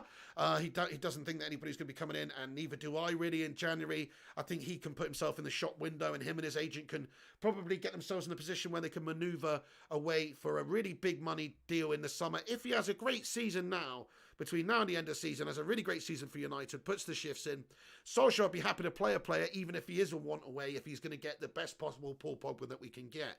Because as I say, on his day, there's not many better players than Pogba. He proved that the other day again with a majestic performance. So, there's some news. Paul Pogba probably going in the summer. I wanted to just discuss this real quickly. Pep Guardiola highlights Man City concern ahead of Manchester United game. So, of course, we have a Carabao Cup semi-final on Wednesday against Pep Guardiola, and he suggested that City will need their academy players to get through a busy January. They're understood to have 8 injured players. The Blues are the shitty Blues are without 8 players for their 3-1 winner at Chelsea on Sunday, with 6 missing after testing positive for COVID-19, and another 2 not fit enough to make the squad. despite the absences, obviously they did win that game. But yeah, I mean, look, they're probably going to have to mix things around a little bit in the midweek game. Of course, Solskjaer and United will do that too, but I just got a feeling that's going to benefit us a little bit more than them at the moment, in terms of they've got issues with fitness and that kind of thing. And United, yes, we are going to have to shuffle the pack a little bit, but I think we've got maybe more better options to do that with at this stage. Other bit of news: Moises Caicedo. United are trying to finalise a deal for the Ecuadorian midfielder. Around about €6 million is the fee that's understood that Manchester United are trying to agree with them, Independiente del Valle, Ecuadorian team. And we'll see. There's supposed to be a future. The MEN understands the deal could include a 20% sell-on clause for Caicedo's current club, Independiente del Valle. There's reports in Ecuador that claim that the deal is official. There's other reports that suggest that negotiations are still ongoing. So nothing announced officially by Manchester United or the club or the player or the agent or Independiente del Valle at this stage. But it's understood that is pretty much a foregone conclusion that we'll be bringing him in this window. So Moises Caicedo, little update on you there, nothing too much. In regards to Amad Diallo, he was pictured boarding a plane to maybe go to Rome to finalise some documents and potentially headed to Manchester, where United will finalise the deal and paperwork and announce the signing of Amad Diallo Traore from Atalanta for a potential €37 million. Get in there, my son. So there's some good news in regards to a couple of signings. Also, Dortmund's CEO's come out and just said that Jadon might be prepared for a change, basically, and he was pretty much ready to leave in the summer. And he's also said in regards to Haaland that he thinks Haaland should stay a little bit and do what Lewandowski did, develop, and then he can move to one of the top elite clubs in the world in a couple of seasons' time. So they're already thinking and talking about maybe the potential of Erling Haaland leaving United. What do you guys think about? Would you take Erling Haaland at United? Smash a 1 in the live chat if you would. Smash a 2 in the live chat if you definitely would not. Okay, so there's that information there. Also, in regards to, I just wanted to cover this very, very quickly. So it's understood, actually, that Uruguayan Players Union are very, very annoyed with the treatment of Edinson Cavani over... Look, I don't want to say the words or anything. I don't know what's going on with this. Look, it's a cultural thing as far as I'm concerned. Whatever he shared on his social media has different meanings and implications in his own country than it does here. But he has been given a 3-match ban. So... those have big implications. You're basically suggesting that he's a full-on racist by giving him that 3-match ban. He replied to a message congratulating him for his display against Southampton, and there was a word used on there. And it translates, the way it translates as is a very not favourable way of translating it. But apparently, what it translates as directly, things can often be lost in translation. And I think what it translates to is little black person. That's what it directly translates to. So, yes, it's wrong that he's used that sort of phrase on there. What's that all about? But it's apparently, this is what I'm hearing here. It's a commonly used term of endearment in Uruguay and other Spanish-speaking countries, but it is considered offensive elsewhere. So in Uruguay, it's not offensive, but that doesn't mean that it's okay to say that about somebody, or in terms of a celebration to actually use those words. So I do think it's a case of him being completely ignorant here and making a big error. But look, the FA determined that the post was insulting, abusive, improper, and brought the game into disrepute. So that's what they decided. Now, if it's a cultural thing in his home country where it doesn't mean something as bad as it does elsewhere, isn't that just a bit of a faux pas? He's made a bit of an error there. Like, wouldn't you give him a slap on the wrists? Why would you throw the book at him and call him a massive racist? I don't see Edinson Cavani, coming out before the game with a bloody clan hood on or anything. He's not a racist individual at all. So it's quite ridiculous. But anyway, he was given that ban, 3-game ban. We are suffering from that big time. But they sent it's understood that they're very much not happy with it. They think Cavani's innocent. I just want to read this out. Far from condemning racism, the English Football Association has itself committed a discriminatory act against the culture and the way of life of the Uruguayan people. Right, this is a quote from the Uruguayan Football Players Association. Right, they are not happy. They said, far from condemning racism, the English Football Association has itself committed a discriminatory act against the culture and the way of life of the Uruguayan people. The sanction shows the English Football Association's biased, dogmatic and ethnocentric vision that only allows a subjective interpretation to its particular and excluding conclusion, however flawed it may be. They said Edinson Cavani has never committed any conduct that could be interpreted as racist. He merely used a common expression in Latin America to affectionately address a loved one or close friend. To sustain that, the only way to obtain a valid interpretation in life is that which lies in the minds of the managers at the English Football Association is actually a true discriminatory act, which is completely reprehensible and against Uruguayan culture. The statement went on to defend Cavani's impeccable character and further attack the FA for expressing ignorance and disdain for a multicultural vision of the world. It said the association was against any kind of discrimination and it supported the basis for the FA's anti-racism rules, but they were not realistically applicable in this instance. It added of the ruling, it has not just punished one person, but also our whole culture, our way of life, which is truly a discriminatory and racist act. We request the FA to immediately overturn the sanction imposed on Edinson Cavani and reinstate his good name and honour in the world that has been so unfairly tarnished by his reprehensible decision. So I think that's pretty clear by the Uruguayan Football Players Association there. And to be fair, look, who are we to really say that in their culture, what they do and say, and I think it means something different in their culture. I don't know. Look, I'm not going to pretend like it's okay. I don't know. That's it. I'm not going to judge it because I can't judge somebody else's culture like that. I don't really know what it means, guys. You know what I mean? But they're telling us that it doesn't mean anything bad. They're telling us Cavani's not got a racist bone in his body. They're telling us that he didn't mean any harm by it. It's just a cultural thing that in other places means something else.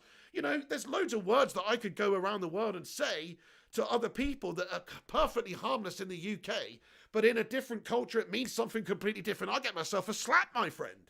You know what I mean? So, you know, there's cultural differences. So there's no malice here. There's no intent by Cavani to cause any racist or hatred or abuse anybody. There's no intent there whatsoever. So I agree with the Uruguayan Football Association here that they've reacted ridiculously to this, and they should overturn it. I think they should reduce it to a one-game ban. He's negligent. He's also ignorant, to be honest, and he's made a silly mistake. But there's no malice behind it. By giving him a 3-game ban, you are saying you've committed a racist atrocity and you're a racist. I think it's bloody wrong. They do need to clear his good name, guys. What do you guys think about that? Do you think I'm just talking absolute waffle, or do you think Edinson Cavani should have his match ban dismissed? Anywho, Ellie, how's it going? She says, hi guys and girls, like and subscribe. Thank you so much, Ellie. Yeah, if you're new here, smash that thumbs up on the video and also subscribe if you're new. Eddie Otu's got to go and do his chores. I'll be lurking for now. Stay well. Thank you so much, Eddie Otu, for getting in here, you bloody legend. Have a great evening as well, my good friend. G-Wall says, going out while on lockdown is not the correct thing to do, hence the reason he wasn't in the England team. He will be throwing his dummy out of his pram soon. I don't know who you're talking about there. Is it Mason Greenwood?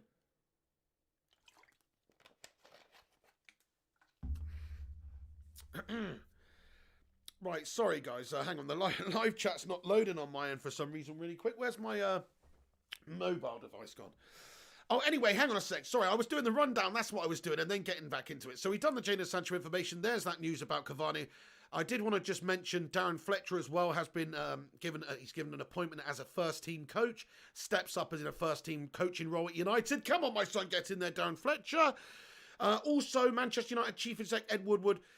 He's working on January transfer departures at the moment. It's understood for Marcus Rojo and Sergio Romero. So there's a new report coming out to suggest that there's a couple of clubs that are interested in signing Marcus Rojo and Sergio Romero in January. So you might see some ins and outs this January window, not just United signing 1 or 2 players, but also hopefully 1 or 2 players going out the other way. And for a player like Sergio Romero, I think we've done him dirty, and we should definitely let him go somewhere else. Okay, so that's all the latest news. Ahmad Diallo, update. He'll be signing imminently.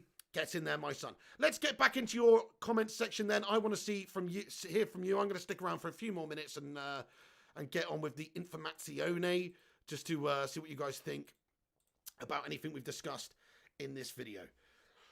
Sorry, just letting the chat catch up here now. I've gone over to it. So, yes. Keane is a better manager than Ollie. The Ollie has to pack his bag, says. Who said that? Who said that atrocity? Yeah, I've lost it. That's just not true, though, is it? I hate to say this, but You know, Keno, as much as I thought he was going to be a great manager, he has shown good signs of being a good manager in the past. But I don't know if he can manage in this modern game. We all talk about wanting to have this Roy Keane hairdryer treatment in the dressing room at half-time or whatever to come out and freaking give him the goods. But actually, I'm not so sure. I think he's too sinister these days, you know. He's a little bit too sinister, my friends, to be able to really do that. Sorry, guys, give me a moment. This bloody live chat's not working. Where's my phone gone? I need to look at the live chat on my phone because it's actually frozen on my PC here. Don't know where my phone is, guys. Never mind. But, yeah. Okay, I'll try to. Talk MU says read Smoke Mo's comment. Let's see if I can find Smoke Mo's comment. Let me try and have a look. Smoke Mo says, sorry, I haven't been in the streams. I've been in the ICU in hospital for some time. I've got COVID and lung pneumonia, but I'm loving the league. Come on, lads. Bloody hell, Smoke Mo. I'm sorry to hear that, dude. Can we all put a love heart in there for Smoke Mo? I hope you feel much better soon, man. Matty Lewis in here. Is that Matty Lewis of Collective Force fame? Was that different Matty Lewis? Either way, shout out Matty Lewis. He says taxi for the Ollie Outers. God almighty, I just feel so vindicated, my friend. You know, all this time I've been talking. If you can go back a couple of months, right? And we lost, I can't remember the game. Maybe it was the Arsenal game. I don't know. But ultimately, I got absolutely butchered in the live comments. Absolutely fucking butchered. And post comments. Like, I remember a video. I can't remember which one it is now, obviously, because it was a while ago. But we lost the game at the start of the season when we had that bad run. And if you go and look at the comment section, it's like 90% of the comments are slagging me off. Slagging Ollie, saying Ollie out, Ollie out, Ollie out. They're not prepared to keep the faith. Couple of months later, guess what? We're joint fucking top. I just want to say, fuck the doubters! Sorry. But it's true, though. They piss me off so much, these guys. John O'Denton only got to set up my GoPro and I'll be able to live stream on Facebook and YouTube. Get in there, John O'Denton. Rushmano with a transfer update. Let me go and see what this is in regards to Rushmano very quickly. If there's another one there, my son. Thank you very much. Okay, yes, so this is what we were talking about in regards to some of the players that are going out in January. So there's another update in regards to Jesse Lingard. We knew Sheffield United were understood to be interested in him. It's also understood West Ham and Sheffield United are both interested in signing Jesse Lingard. West Ham have already made contact with Manchester United over a potential deal for Lingard. Get in there, my son. This has been reported by the MEN. So that's fantastic. Thank you so much for that, Rushmano, for the update in regards to Jesse Lingard there. Right, I can see your comments now, guys. Get in there with anything you want to discuss. Let me know your thoughts and opinions on Diallo, on Caicedo, on Pogba, on Sancho, on absolutely anything. I'll stick around for a few more minutes.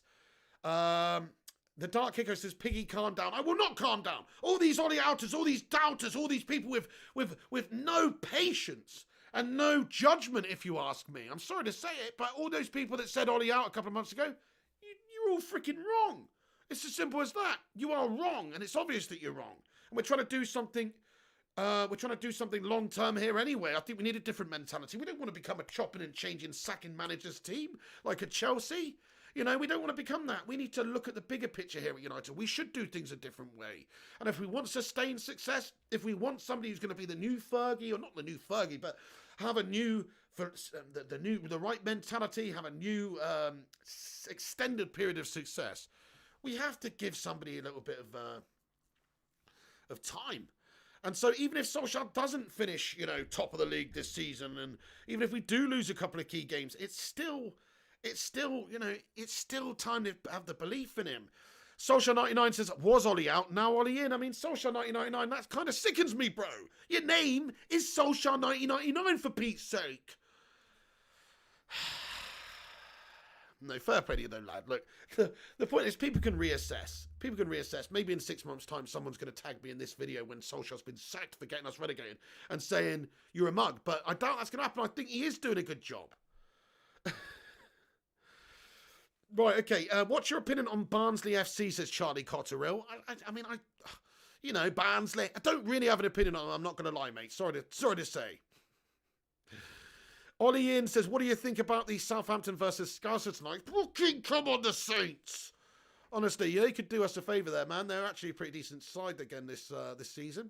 Ollie Ian says, what do you think about South... Oh, sorry, I read that one. I hope you're doing good, Ollie Ian. Anuj comments, United need to win at least one trophy this season or I'll be Ollie out because it's been 3 years since we won anything. Gunshi says, Premot, that's the spirit. What did Premot say?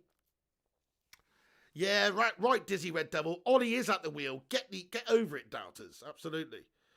Trying to see what Primot said here. Oh, he said, hashtag Ollie in, hashtag Trevor on, hashtag shine the baldy mug. Come on, United. Get in there, my son.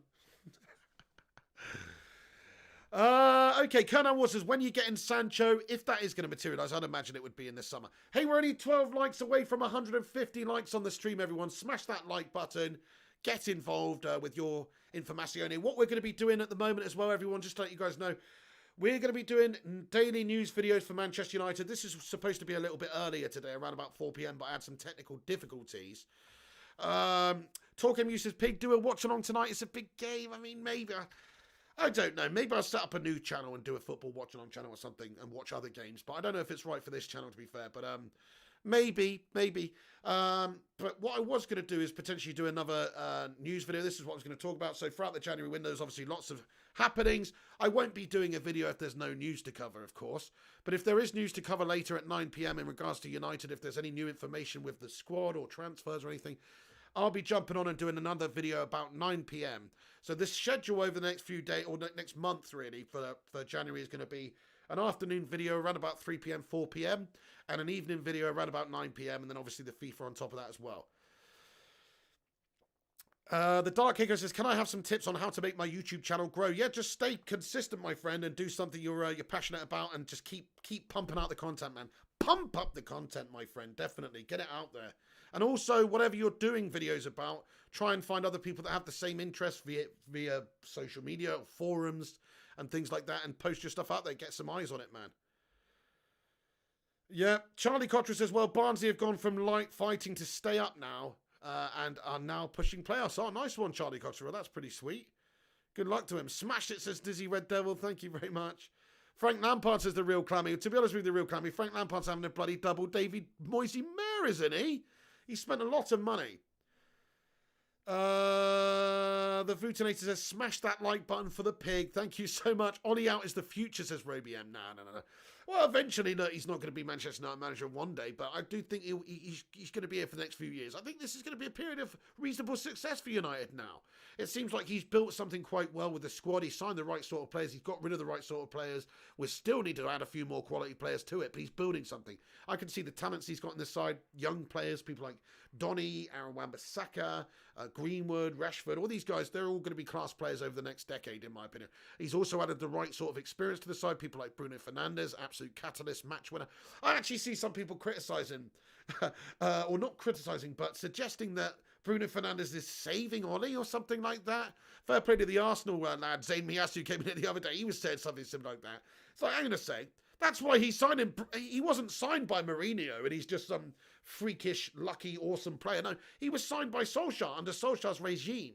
So say what you want about Solskjaer, he signed him for a reason and Bruno's delivering what he signed him for. So that's just more masterstroke stuff from Ollie. Al Rushmano's got me a transfer update on Jordi Alba. Thank you so much, dude. Much love. He comments and he says, oh, this is from Fabrizio Romano from 1 minute ago. Thank you so much for giving us the live update there, Matt Rush. That's what we do on these transfer shows as well. There's often breaking news. That's why we wanted to do a 9 p.m. video, because I don't know if you guys have noticed, but there's always so much stuff that comes out between about 9 and 10 p.m. at night. So that's when we jump on there and do a video about it, because I guess, I don't know, there's just a lot of information that gets processed and put out on the media just at night there. So this is what Fabrizio Romano has come out and said. Real Madrid are leading the race to sign David Alaba. This is a player that I personally would love to see come to United. Smash a one if you'd love a bit of David Alaba action at United. He says talks with his agent are now progressing in order to reach an agreement as a free agent, but not signed yet. So we know that Karl-Heinz Rummenigge came out a couple of weeks ago and suggested that they tried as hard as they could to get the new contract agreed with Alaba to stay at Bayern Munich, because he's a great player for them and has been over the many years that he's been there, and it's successful, won absolutely everything there is to win. They tried to get a new contract. He wanted a bit more money than what they were prepared to offer, and now it's understood he's going to be leaving on a free. And this is also what Fabrizio Romano has said a minute ago. If you go and check his Twitter out, he said he received approaches from 5 different clubs, and he always had the dream of playing for Real Madrid, hashtag Real Madrid. So we talked about this a week ago when we did a video about the potential of Alaba and his situation at Bayern. We discussed He's most likely to go to Real Madrid. It's understood he wants to move to Spain, but there were interest from other clubs, United, Chelsea, PSG, City, you know, all the usual candidates, really. 5 different clubs, as reported here by Fabrizio Romano. Real Madrid leading the pack. Come on then, United. Come on then, Woodward. Come on then, Solskjaer. Come on then, lads. The owners, the Glazers, the shithouses. Come on then, let's see a little bit of movement and let's actually make a claim and go and get somebody like David Alaba. Imagine if you signed David Alaba in this January window here. I know this is to sign him as a free agent in the summer, but let's just say if you signed him in this January transfer window right here, wouldn't that give you the boost? Wouldn't that give you the cover? Wouldn't that give you the versatility, the class, the winning mentality, the experience to help you try and win the league? Fuck yeah, it would. That's the sort of ambition that we need right now. So I'm still holding out in my heart, hoping that Manchester United surprise us a little bit this window and do bring in a big name player. Yeah, Max Aarons would be great. Yeah, that would be great. It'd also be brilliant to get in one of these other young players that we're talking about. Caicedo, Diallo. Yeah, brilliant. But it would also be amazing if we actually did go out there and sign like a proper experienced player. So thank you very much for that, Matt Rush. But he's going to go to Real Madrid. Yeah, lots of ones coming in the live chat. Seaborn Gracias, Roby, Gungshi, Dizzy Red Devil, Wakasak from Adam Talk Sports, Social 99, Sin Games, Knock Fernie. They'd all have Alaba at United. But he's not going to come to United, is he? He's going to go to Real Madrid. Space in your faces, Pig. I remember when Ollie first got here and we was told it will be a couple of years project to get challenging. The amount of people who didn't want any of that. A couple of years later, we're joint top. Exactly, Space in your face. You're so right. Patience is a virtue, especially with the situation United we're in. I mean, I don't know if you saw it. It was like going down memory lane. But I had a chat with Eric Nevland on the show in the summertime or whenever it was. And he was saying that you have to remember when Solskjaer came in, because I noticed this back when I was doing the year-long, you know, the clips, the 2020 rants and rave video. Anyway, the highlights of the 2020 video. Eric Nevland said basically he came in, you have to remember that Man United were not in a good situation when Solskjaer came in. We were playing boring football. We were underachieving in the league. We had a dodgy team with dodgy players with prima donna melts in there, people like Alexis Sanchez. Dodgy vibes at United. It really was. It was not a good luck team when Solskjaer took over. We were in a period of turmoil. Mourinho had fucked us, basically. Not just Mourinho, not really Mourinho, actually, because he finished second with us. But you know what I mean? We were playing shite, boring football, though. And also, he was not back to the Glazers. They'd fucked us the most, to be honest. But, you know, look at what a difference having a bit of patience in a couple of years and getting behind a project. And look at the difference between this United side and the one that he inherited from Jose. The one he took over from Jose. He's done really fantastically well getting them back up there performing, in my opinion. So yes, I do think that is massively important. John O'Denter said, big name player, the Flying Pig. I would love to see a big name player coming in January. I don't think it's realistic, but I would love to see it. Okay, so here we go. This is the information we got coming. Thank you, Matt Rush, who's just sent me some more information over on Caicedo in regards to Moises Caicedo. So this is an update from somebody over in Ecuador, is one of the people that I said had discussed the potential of it being official right now. And he's said that the agreement reached before the new year was around about 8.2 million euros, which is $10 million, or probably around about £6 million, somewhere around about there. Paperwork's almost ready. It just remains to agree on the final percentage for the IDV in case of a possible next sale. So there you go. So it's just about future fees and things like that. Negotiations are almost wrapped up with Independiente del Valle for the signing of 19-year-old Wonder Kid. I'm going to call him that. Moises Caicedo. Right, okay then, guys. I think I'm pretty much going to leave this video here. Then we have been rambling. I don't want to talk absolute cod for too long. Actually, let's just do a couple more questions, guys. Come on, get your thoughts and opinions in about anything. Jody Philander, yep, we discussed that in this video. Also, he says Uruguay and FA want the Cavani ban removed. They look to have a good case and great cause of optimism that it will happen. Absolutely, Jody. We covered that a little bit earlier on in the show, and they're pretty disgusted with the fact that he's been labelled as a racist for something that in their culture means something entirely different. Now, I'm not saying that he should just be allowed to do that. You have to respect other cultures. He's not in Uruguay right now. He's in the UK.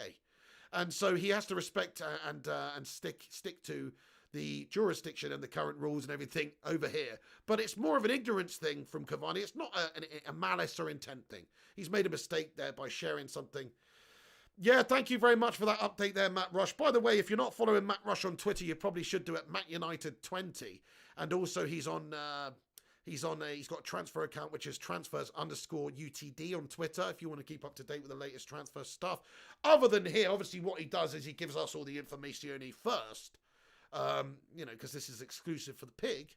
But much love to Matty Rush there, just giving us all the updated information throughout as well. Because you have to remember, I'm doing these videos.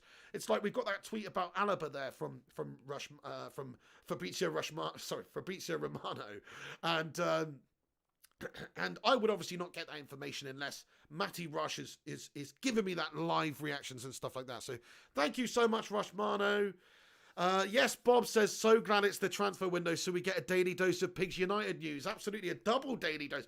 And that's the thing, these shows, yes, they're transfer shows, but we're also just going to give you the rundown of all the United news. So like today, Darren Fletcher has been given a role in the first team as a coach. Also, Edison Cavani, Uruguay are trying to, or the Uruguay Football Players Association are understood to be pretty livid about his ban and they want it overturned. So, we are just giving you the daily latest Manchester United news as well. Joe Hans Booger says, what is the point getting Fletcher? He's not good enough. No CV of coaching. To be fair, I think that's a little bit of a harsh comment, Johannes Booger. I know what you're saying. He doesn't really have the CV of coaching. He's just been coaching our 16-year-olds for a couple of weeks, basically. But if you look at the fibre of the being, the fibre of the man, how he was as a player, the character, the experience, the qualities that he had as a player, I think he'll be a fucking great coach, me personally. And like I said, I'm not interested in a coach for United right now that's going to be about the technicalities, the tactics and things like that. I want somebody who's more of a mentality person, who's more psychological for the team, who's more going to teach them about the battle, the blood, the fire, the passion that is Manchester United. And when you're talking about Darren Fletcher, you're talking about a player that's got 5 Premier League titles, a Champions League, that was pure fire and passion in the heart of United's midfield for Alex Ferguson's team during a really successful spell. That sort of experience is invaluable. Annie Rudd Menon says, notice me, pig. I just did, my friend, and I did notice you earlier. I'm pretty sure I gave a shout out earlier, dude. Timothy Young says, we need a proven striker still. Yes, Erling Haaland's still on the agenda, it's understood. And also, look, we've got Cavani here for a while, man. He's a bloody proven striker, but of course he's older. He's not going to be here forever. We need somebody to take over from that long term. Andrew Cos come and say, Fletcher helps keep the mood positive. It's worth having him. I doubt he will be given any massive duties. Absolutely. It's more about just, that's it, motivation, just having a little bit of a go-to character there. He's going to be big. He's going to be like, he's the sort of guy that, at half-time he's going, fucking come on then. Come on, lads. Come on. He's getting older. Rashford by the end, he's going, fucking come on, Rashford. That's the sort of guy that I picture him. Berber says, love Fletcher. Me too. What a great player for United. What a great character, Berber. More players like him. I mean, give me 11 Darren Fletchers any day of the week and we'd do great stuff. Because honestly, his mentality and his work rate and his driving nature in the team when he was a player was absolutely invaluable. The more pork, the better, says Primot. Thank you so much, Primot. Red Devil says, hashtag 21 incoming. Can we get some hashtag 21s and hashtag Ollie Ince in the go here now? Come on, my son. Matty Lewis says, cut your losses, United. Just sell him for whatever you can get. He will play well when he is trying to show off for a transfer. Yes, are we talking about Paul Pogba, are we here? I mean, yeah, no one can afford Pogba, says Matt. Oh, yeah. So, yeah, in regards to Paul Pogba, I totally agree. Cut your losses. Get as much money as you can for him right now. It's probably going to be in the summer, though, because everyone's bloody skint this year. But, yeah, whether we can get 60 or 70 million for him in the summer, put him in the shop window between now and then, hopefully he'll be motivated and perform like a little prima donna that he is. Oh, I'm going to play good now. I'm going to play good now because I'm trying to get a move away. But for the last 4 years, when I'm just collecting my 300k a week, I'm going to play like an absolute inconsistent melt who doesn't give a shit. So, yeah, to me, Pogba could just do one. I'm with you on that one. McTominay will start every week now, for fuck's sake, says Annie Rudman. I don't know if he will. I still think we've got some great options. I think he's still looking at, like, Fred and Pogba probably as the two main men in United's midfield right now. And then, obviously, Bruno in front, but I'm talking about, like, in midfield too. Matic is still going to be featuring a bit. Donny might be playing a bit. So, I don't know if that is guaranteed that McTominay will start every single week. Fletcher is a legend. Good addition as a coach, says Dizzy Red Devil. Hell yeah. Yes, Jonathan Gallagher says hashtag 21, hashtag Ollie in. Andrew Cross says hashtag Ollie in. Outers are traitors and trolls at this point. Absolutely agree. If anybody's still Ollie out, they are probably an Arsenal troll or something. I agree. AK says if we buy centre back and CDM now, we can win the league. Absolutely, AK. Now's the time. Now's the time to strengthen in those key areas. I agree with you, man. Right, okay then, guys. Thank you for today's sisters. Hashtag Ollie in. Mark Maskis, do you think Hannibal and Galbraith can feature for United in the future? Same age as Diallo Police Street? Absolutely, mate. Yes. I mean, I definitely think some of the young players we've got, I mean, there's great young talents coming through still. Levitt's not been getting any game time on loan. He might be coming back in January. He's one for the future that interests me. Ethan Laird, I think, has got a good future at United. Mengi's got a great future at United. Hannibal, you know, and Galbraith, yes, absolutely. These are some good young talents. I mean, I don't watch enough of the youth teams as I should, but certainly these are the names that, you know, are being earmarked for greater things in the future. Rupert Meadows says, mate, did your Cantona sell? I don't know, actually, yeah. I don't know, actually. Fletcher didn't start every week under Sir Alex Ferguson, no. I mean, Fletcher, for a few years, he was a mainstay in United's team a lot of the time, though. But he did... The thing is with Fletcher is, towards the end of his career, he had that bowel condition, man. He was in and out of the team. But he was consistent for United for a good few years, definitely. I mean, you know, he got a few Premier League titles, but yes, I mean, he was like a dependable leader in the midfield for us. Rushmano says, transfer update, Sancho pick. Another one? You what? Anyway, hang on a sec. Zayn Miyasi with a $4.99 super chat. Comments, when Rodgers joins us... When Rodgers joins us, we will get Ndidi and Diego Costa coming. He and Martinelli, Brazil strike force. Fair play. I thought Diego Costa played for Spain, mate. He was originally Brazilian, though. You're right. You're right, Zayn Miyasi. Now I think about it, Costa's a Brazilian. Yeah. He just happens to play for Spain. Do you know what I mean? But anyway, Zayn Miyasi, thank you so much. Thank you, Zane. When Rodgers joins us, see, you're pretty adamant you're getting Brendan Rodgers in the summer. I don't know what position Arsenal Football Club are going to be in there. It really depends. If you're Brendan Rodgers and you get Leicester City to finish in the top 4, that'll be a factor, you know. That would be a big factor. Like this season, you know, both Europa League sides, it's like, yeah, he might have considered it if the offer had come in. But you have to remember that if Leicester City finish in top 4 and have Champions League football, he's going to want to play in the Champions League the next season and have opportunity to improve and challenge. And he's at a better club right now. I hate to say that to you, Zayn. I don't want to kick you while you're down. You won the last few games in a row. You're right back up there, to be fair. I mean, you're only like 3 points behind Chelsea, your supposed challengers this season. So it's not like proper panic stations just yet. But I just don't see Rodgers wanting to go and be Arsenal's manager at the end of the season. I just don't. I just think he's already at a club that are better than Arsenal. No disrespect to Arsenal. Traditionally, historically, Arsenal are much bigger than Leicester. They are. But right now, they're not. Two Techie says, Maguire's top-tier class flops pig. He is a top-tier flop, to be honest. Right, hang on a sec. Let me go over to Matty Rush's message here real quick. Just see what he sent me here. In regards to Sancho... so it's understood we are still interested in Sancho. Solskjaer believes his squad's right wing is the area that needs strengthening to see Sancho as the right man for the job. Absolutely, yeah. I mean, yeah, absolutely. Yeah, I agree that is an area we still need to look at. I don't think Sancho's going to be coming until the earliest this summer, if at all then. But right now we've got a few different options. You know, there's Greenwood who plays there. We could play Martial or Rashford on there. We've got Diallo, Ahmad Diallo coming from Atalanta. Any minute now who's supposed to be sheer class in that position. Then you've also got Greenwood, who's still a great young player who can play there. You've got Palistri, who's coming through, maybe might get some opportunities in that role. So, yeah, I've got to say that I think that is a key area of the side that we should be looking to strengthen. Right then, you bloody legends. Thank you for getting in here. Yeah, fair play to you, Zayn Miyasi, for the super chat there, lad. Rushmano says, Zayn, fair play. Eldon Mike says, let's sign Darren Till as a defender. Mate, you want to sign Darren Till, mate, do you, mate? You fucking absolutely smash up some mouths at the back, mate. Darren Till, mate, he's going to fucking give him that fucking tie clinch, mate. Give him a tie clinch up at the back, mate. You wouldn't see him making any fucking errors like Slabby Maguire, mate. Do you know what I'm saying? Like fucking making these fucking schoolboy errors, mate. Darren Till will be in there with those fucking tie elbows, mate. Anyway, forget that. We don't want to scout through the team. Right, guys, I'm going to leave it now. Why would Rodgers take a step down, says Kayam? Exactly, Kayam. That's sort of how I feel about it. Sorry to say, Arsenal fans. Arsenal are not the team they were a few years ago. It is a step down. Right, guys, I'm going to wrap this video up right there then. But once again, thank you so much to everybody that's tuned in and got involved with this stream.